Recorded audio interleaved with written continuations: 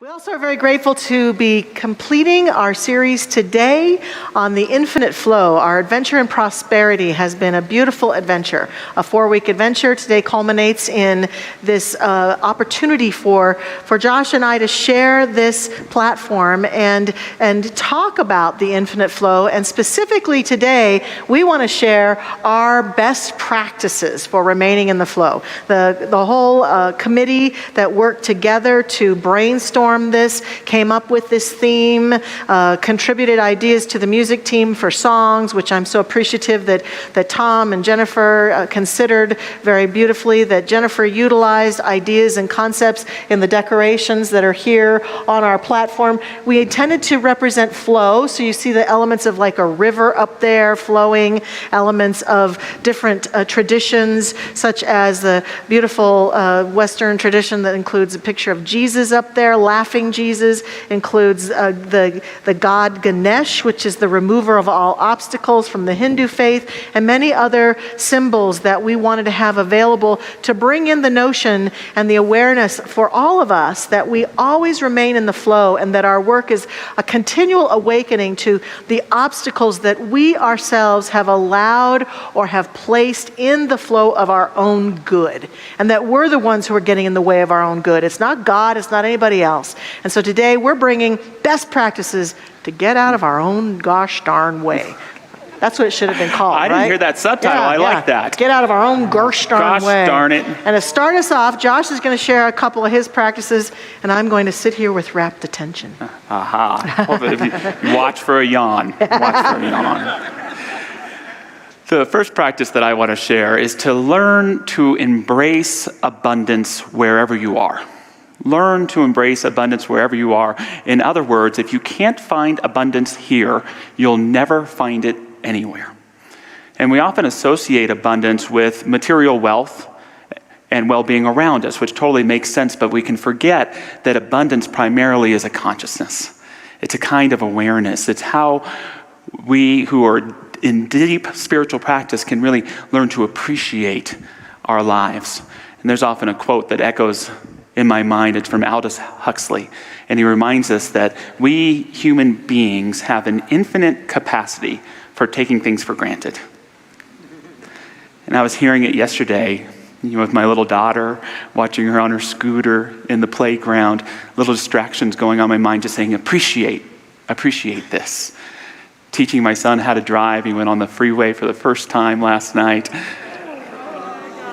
Have some faith in our Gavin. He did great. You just gave Mary Kay a panic attack down there in the front. But I did have to pay attention to the road for him. But again, that desire to take it for granted. I was eating a favorite meal yesterday, and I had to pause and say, am I really experiencing this meal in wholeness?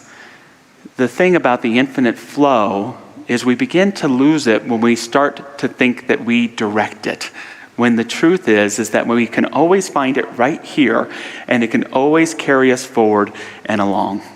I got to speak last week about moving against the flow, and after service, one of our congregants, Harold Pratt, came to see me, better known as Norby's husband, both beloved congregants here. And every year during the summer, they go to Utah and they take a canoe trip through the Green River. And one year, he was sharing with me, he ran into some government officials who were in canoes as well, and got to speaking with them, and they admitted to him that they were actually scouting a place to put a new dam. And this so disturbed Harold that he went immediately to his campsite, and he wrote a poem called Think Like a River. And I can't share the whole poem. It's online on our watch page if you want to see it, but here's a portion. Think like a river. The heart of a river is its freedom.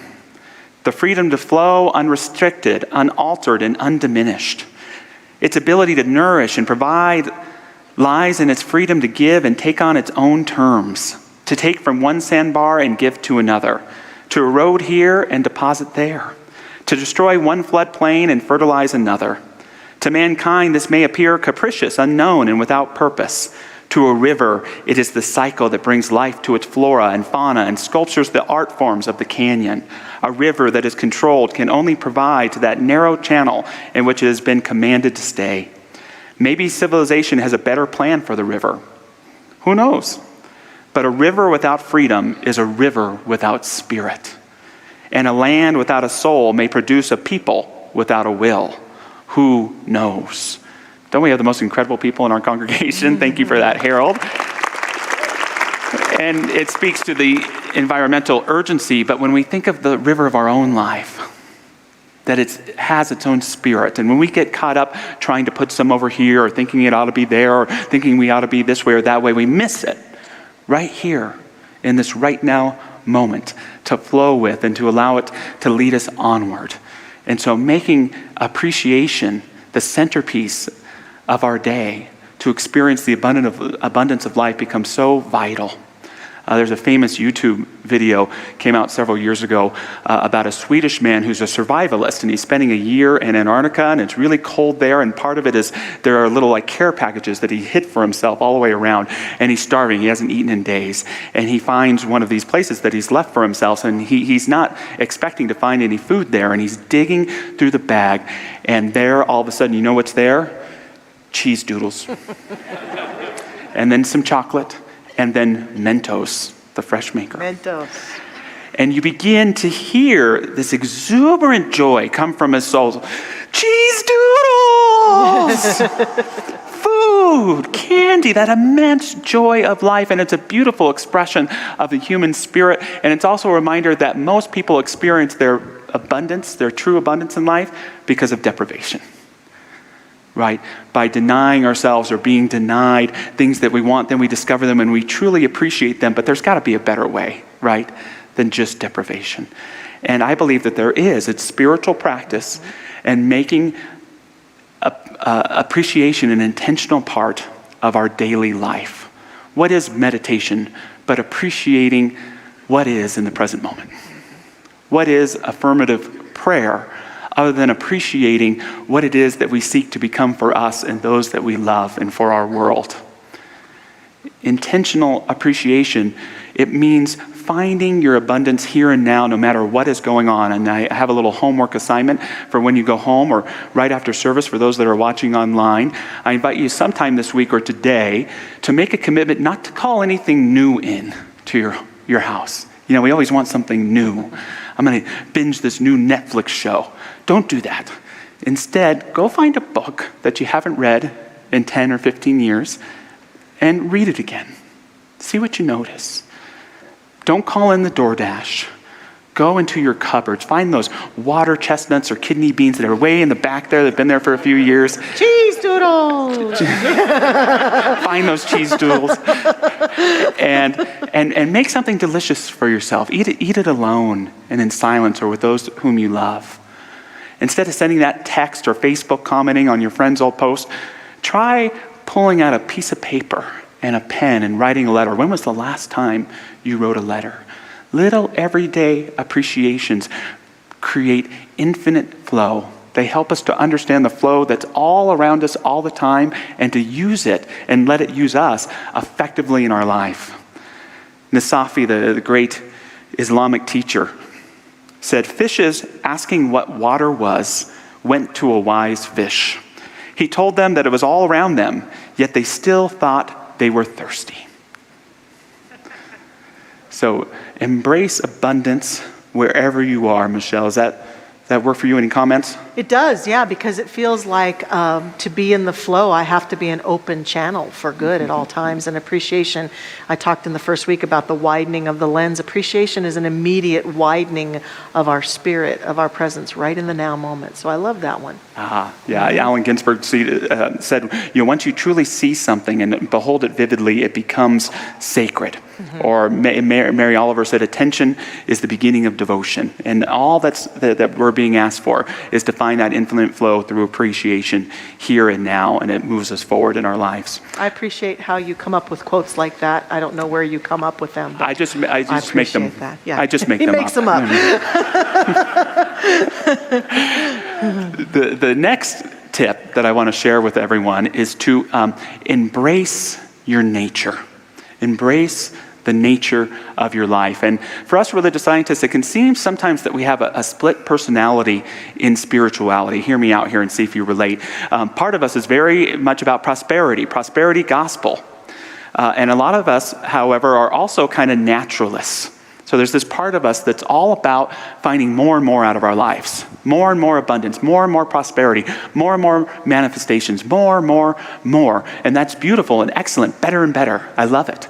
And yet there's this other side of a lot of us that is very much, to everything there is a season. To seek to be like the seasons in our lives, to recognize the cyclical aspects of beautiful Mother Earth around us. We recognize that there are times of great prosperity and abundance, but also great and important times of letting go. And I think it's important for us to learn not to dismiss either of these sides, but to learn how we can bring them together to live in greater harmony. For 2 straight years in my life, I consulted the ancient Chinese oracle known as the I Ching, or Book of Changes. And it's an oracle. It's kind of like tarot cards, things like that. And my usual rule, I don't know what yours is, Michelle, is as long as you realize the power's in you and it's speaking through these things, there can be really, really cool. And it's an ancient Chinese practice. And there are 64 hexagrams, and you can put together these sticks or you can flip coins, and it brings you to different places that mark the cyclical changes in your subjective and outward journey. And one of my favorite ones that I would get was called the Zenith. And it's about living in that time of great abundance. And the wisdom might go something like, when you're in a time of fullness, it's like riding a wave, surfing on a wave. But if you meddle with the wave, you're going to fall off. And if you start thinking about when it's going to be over, you're not going to be present anymore, and that abundance is going to slip away. Some of its advice goes like this: such a time of abundance is usually brief. Therefore, a sage may well feel sad in view of the decline that must follow. But such sadness does not befit him. Only a man who is inwardly free of sorrow and care can lead in a time of abundance. He must be like the sun at midday, illuminating and gladdening everything under heaven. I love that. Be like the sun in midday. What is that like for you? To live at the heights of an abundance awareness, to be fully in the infinite flow. Yet at the same time, what does it mean to be like a reflecting moon, looking back at your world to gain new insights on lessons on how to be and how to live? What does it mean to be open like the sky, empty of all that you have gathered on your journey, but open to brand new possibilities? What does it mean to be in the fullness of the winter of your life? Not to be cold or mean to others, but to draw so within you that you discover your inner resource and your inner strength in a new way. And for me, this is how we bring the prosperity and the cyclical nature of being together, by recognizing there's abundance in all of those aspects of life. It looks different. Some we may enjoy more than others, but ultimately when we can find richness in all stages, no matter what is going on, we are now living life from heart instead of affected by just conditions around us. And by living from that heart, we have within us all we need to help transform and uplift those conditions. I feel an insight for me as you're talking, so beautifully and poetically about this point, Josh, for us as spiritual leaders in this community, because a series like this, I said at the beginning, often people are hesitant to be part of because there's something within us sometimes that doesn't trust that churches and ministers aren't just out to get our money and take money from us.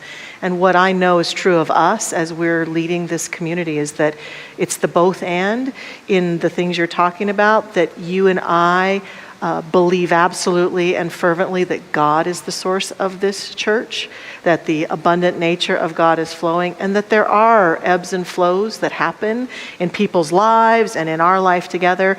And yet a huge part of our work together and as leaders is to constantly lean into that flow and trust it and see it and be a part of the both and no matter what's happening. Well, I'm going to take some notes on that one. That's good for me to hear. So what do you have for us today, Well, what Michelle? I have for us today is, starts out my point that I want to talk about that feels like it's an for me, an undergirding of everything we've discussed in this whole series starts out and comes from a story that I experienced a number of years ago. I was at lunch with a colleague of mine in Arizona. She was the minister of the Prescott Church in Arizona, and I was in Scottsdale. Her name was Reverend Kathleen Sibley. She's a hoot, and she's an amazing minister. And prior to ministry, she had worked in a legal office. And we were talking about talks we'd created and brainstorming together, and she told me about a talk she had created out of a real-world experience that had happened. Her firm had represented the actress Lindsay Lohan in some charges that were leveled against Lindsay when she was found carrying drugs that were illegal. And Kathleen said that the arrest went down like this. The police officers grabbed Lindsay, and they cuffed her and they searched her. And when they reached into her pocket, she had a wad of something. I don't think that Kathleen told me what it was, some illegal substance. And when they pulled it out and Lindsay looked at it, Lindsay's immediate defense was, "These are not my pants."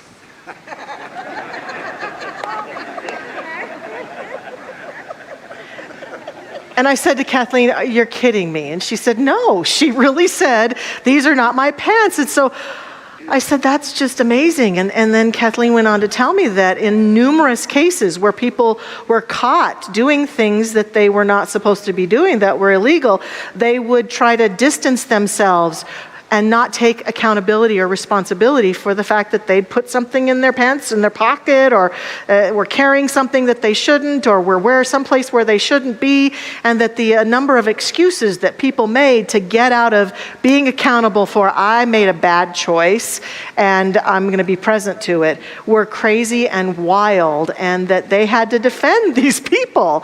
And so she had created, and I then created, a whole talk about accountability called "These Are Not My Pants."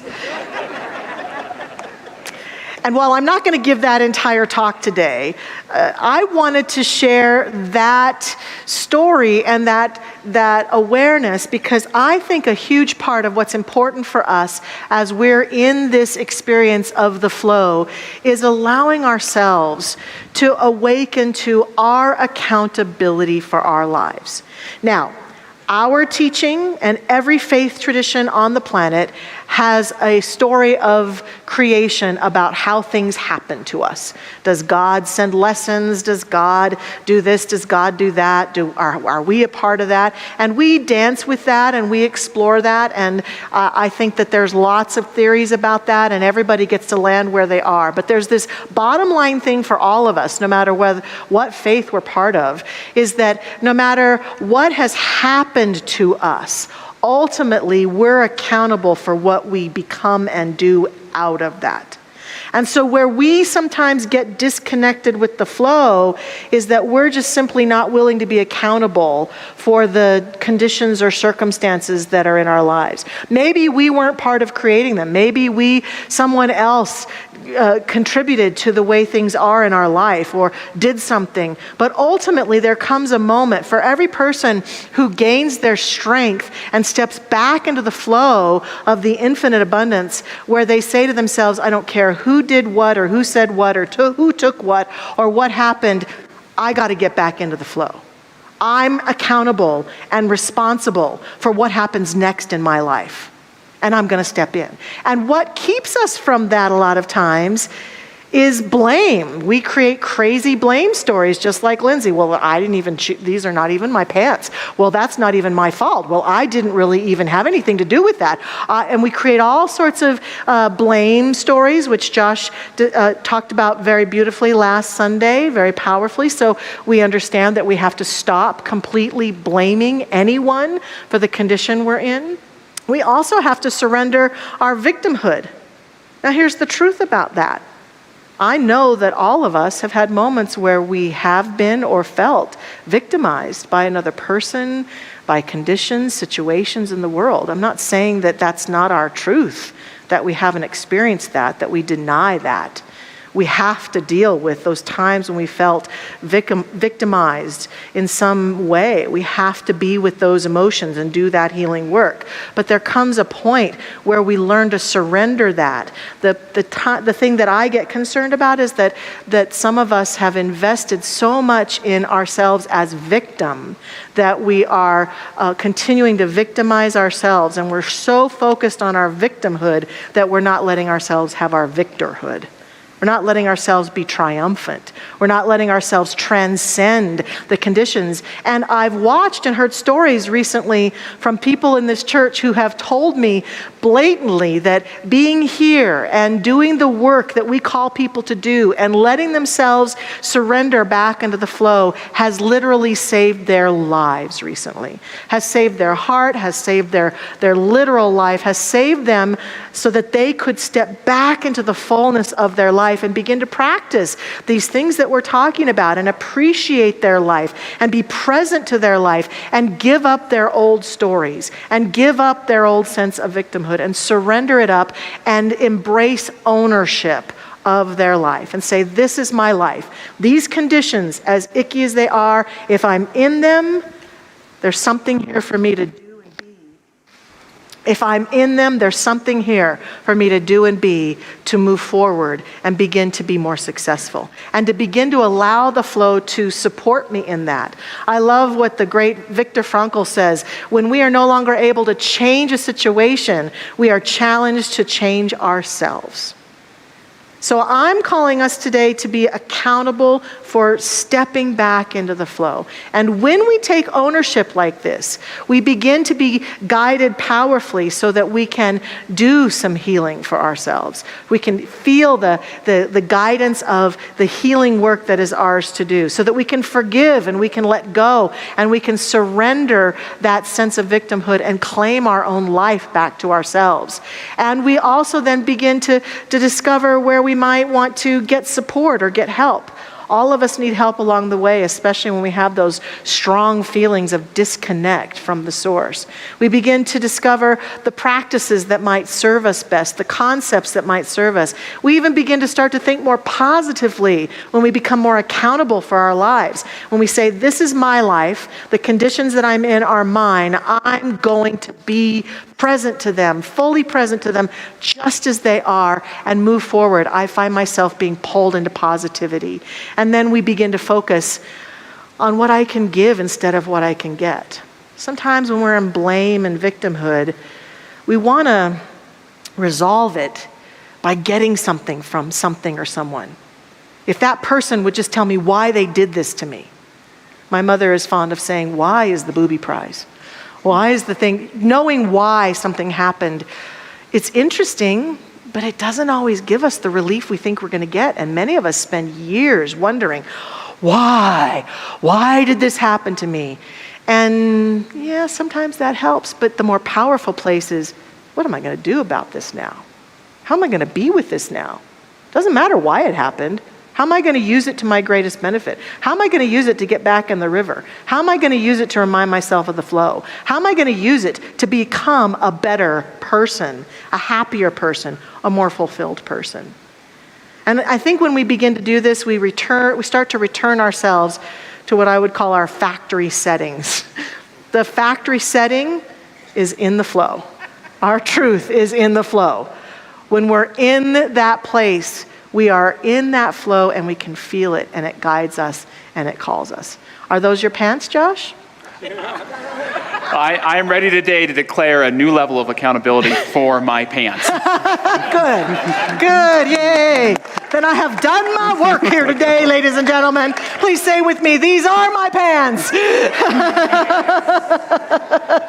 Very good. Your beautiful sharing reminds me of a story from Shuangzi, a great Taoist teacher and teacher of the infinite flow. He just tells a simple story that when you're crossing a river to get to the other side, and there's another boat that hits you, and there's a man in it, you tend to scream at that man.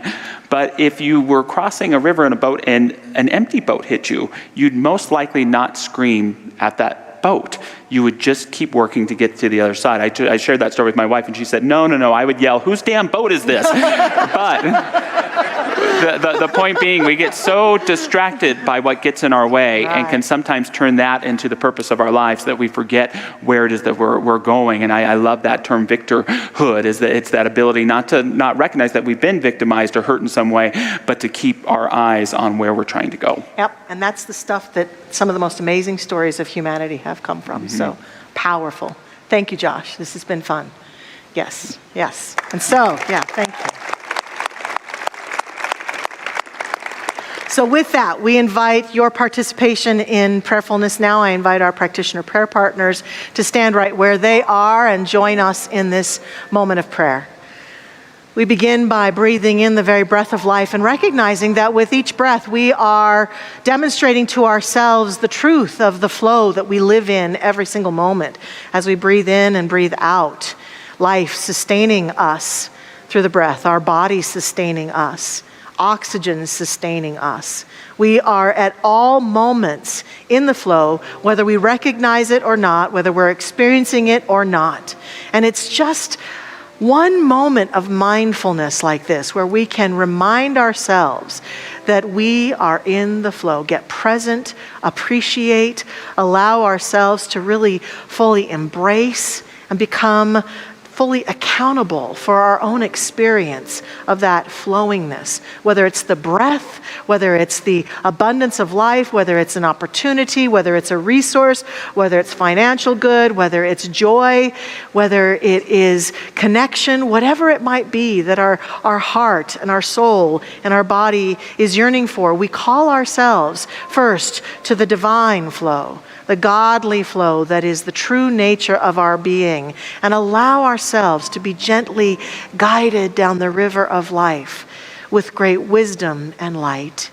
I know that this is true of each one of us at all times, and therefore I affirm, I accept, I proclaim right here and right now this holy truth as the very essence of us. I declare that as each one of us goes forth into our lives this week, encountering the decisions we make, the relationships we have, the conditions of our living, that we are more conscious and more aware of all of these opportunities to appreciate and be present to the beauty of our living just as it is, as we also awaken to the limitlessness of the good that is ours. And so we stand poised beautifully in that true nature and live our lives full out, knowing that we are the infinite flow. We live in the infinite flow, and we just say yes to it. Giving thanks that this is the truth of us now, I release this prayer into the action of that law that makes it so. I let go and let God and let it be so. And together we say, and so it is. Amen.